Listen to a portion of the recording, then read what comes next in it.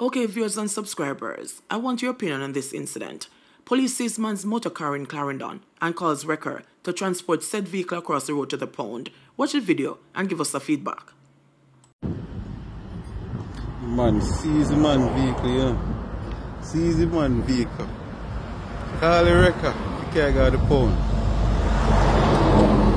Can't go to the pond, you know. See the pond there? So the man sees the vehicle, yeah? I see the pond there. About 3 seconds from the pond, the man sees the vehicle. Bad lies. JBNN will keep you informed. I'm Michelle Jones. Before we get into the news, please remember to like, subscribe, leave a comment, and share the news with someone today. Now on to the news. Man shot dead after allegedly pulling gun on police and soldiers in St. Catherine. A man was fatally shot by police in Fraser's Content, St. Catherine, after allegedly pulled a gun on a joint police-military team on Thursday night. A Glock pistol with a magazine containing 18 rounds of 9mm ammunition was recovered at the scene. According to reports, at approximately 10:15 p.m., a joint police and military team was conducting an operation in the area. Upon reaching Fraser's Boulevard, the man reportedly brandished a gun and pointed it at the officers. The team responded by firing shots, during which the man was injured. He was transported to the Spanish Town Hospital, where he was pronounced dead.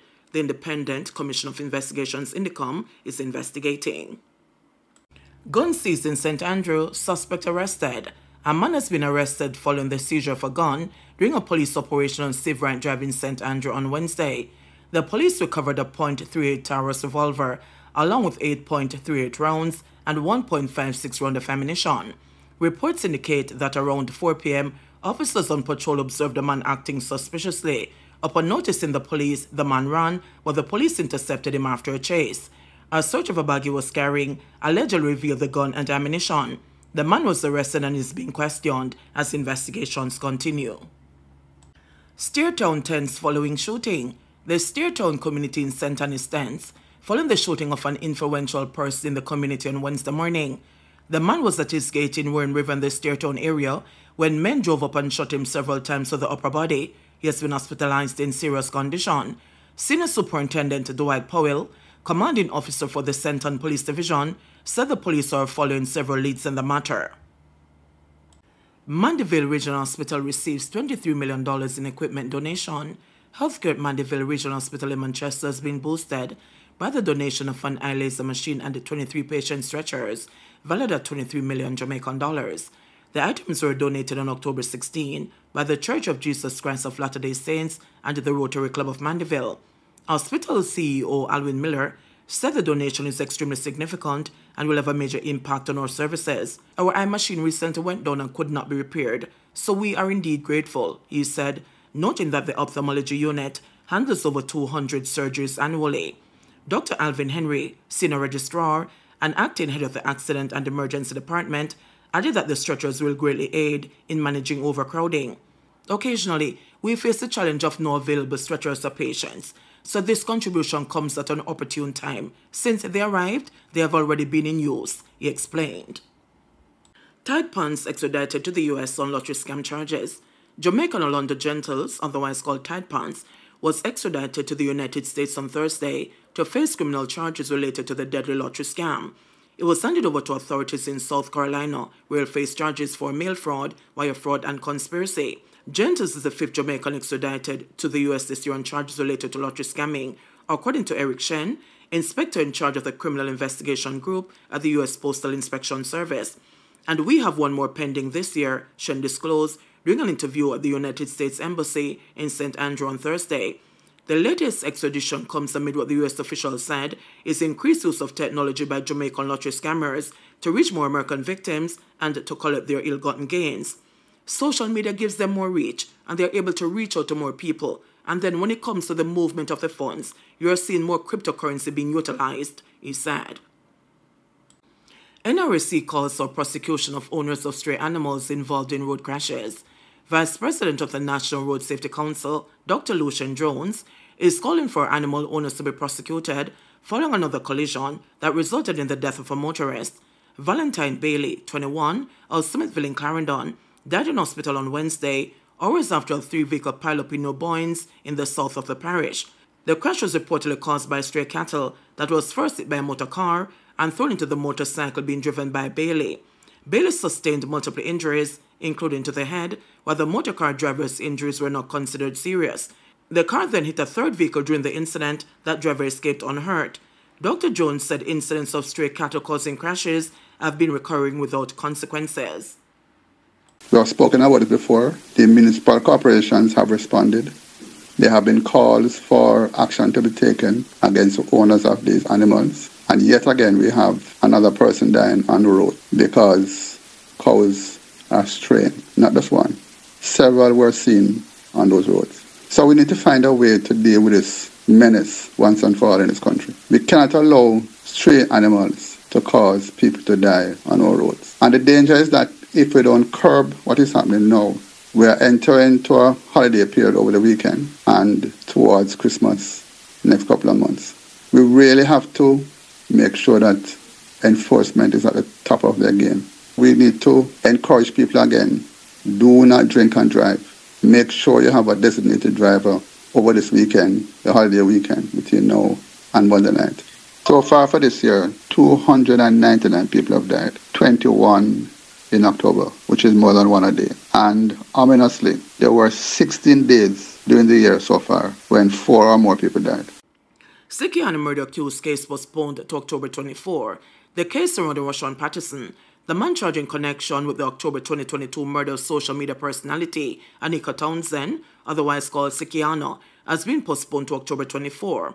The new date was given when the case was called up in the St. James Circuit Court on Thursday, a day before Friday's original date, set when the matter was last called up on September 23. The Circuit Court is expected to resume on October 22, following Friday's postponement. The reason for the postponement was not exactly clear. It is understood all cases set for Friday were called upon planned on Thursday. The case was last delayed on September 23 due to an outstanding post-mortem report on Townsend and DNA results, which are currently being awaited by the Crown. This resulted in Supreme Court Judge Justice Bertram Morrison, who presided over the matter, giving an October 18 mentioned date to allow time for the files to be completed. However, the case will now be heard on October 24. Once the files are completed, a trial date will be set. Indicom appeals for witnesses in Hanover fatal police shooting.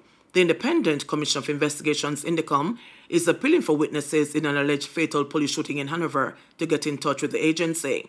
It is alleged that police shot and killed 20-year-old Adidra Vidal, commonly called Caron, of Montpelier, Sandy Bay in the parish on Saturday, October 12. A relative of the deceased, who asked not to be identified, alleged that the police visited the house 3 days before the incident and asked who the occupants of the house were. The police reportedly asked if any young individuals lived there, but were told no one was at the house. The relative claimed that the police, before leaving the house, gave them a contact number to call should they see any unfamiliar faces. However, the relative claimed that the police returned on Saturday wearing masks. Karen and 2 other persons in the house. The police them knock on the gate and say open the gate. Karen go upstairs and tell the woman say I'm afraid, so them follow him come open the gate. Anyway, them follow Karen come open the gate. And them send the woman upstairs and push Karen in her room and bawl out, say gun, and shot Karen in her head, the relative said. The relative disclosed that the property is equipped with security cameras. You can see on the camera. When the man go back in the jeep and take out a gun and put it on Karen and come out with him, stated the relative, who added. Them drive around 2 times in the community to say, yeah, Karen dead. The relative will allege that $50,000 went missing during the incident, said Vidal was being taken care of by his parents who are living overseas. The relative who claimed that Vidal was someone who was afraid of the police that dog was shot at a week before, and the matter was reported to the police. In a security camera video making the rounds on social media, what appears to be the lifeless body of a man said to be Vidal was seen on the ground outside with men appearing to be police standing over the body. The body, which was clad in what only appears to be shorts, was later seen lying in the back of a police pickup truck. Meanwhile, the distraught mother of Vidal said she's not coping well with the death of her son. I am destroyed physically and mentally. This one is hard to swallow, stated the grieving mother, Sandria Randall, as she cried. Randall said Vidal was the second of 3 sons, was a well-behaved child. He was a quiet person. Nobody ever problem with that little boy. He was a nice little boy. You can ask anybody in the community about that little boy. That little boy never make a problem in the community, said the seemingly depressed mother. On Wednesday, residents, including Vidal's family members, staged a protest over the fatal police shooting, resulting in motorists traveling between Montego Bay and the Negril encountering delays. The family, who are calling for justice, wants those responsible for his death to be taken off duty so as to prevent a similar incident from happening. However, Indicom reminds the public of the importance of independent witness information in the investigative process and seeks the public's assistance to provide to the investigating agency any photos, videos, or information available in incidents involving members of the security forces. This information should be shared via Indicom's WhatsApp number 876-553-0000 or the Office of the Commissioner at 876-968-1932 or 876-968-8875. Indicom further appeals specifically to the original maker of any video recordings of the incident to make contact. Witnesses to the incident may also visit the nearest Indicom office to provide information which will be useful to the investigation, including providing a statement of the shooting. Family members and the general public can be assured that a thorough investigation is conducted by Indicom and all reasonable and necessary investigative lines of inquiry being explored, said the investigative body in a release on Wednesday. JBN, we keep you informed. Please remember to subscribe, like, share, leave us a comment, and click the notification bell to receive our daily news items.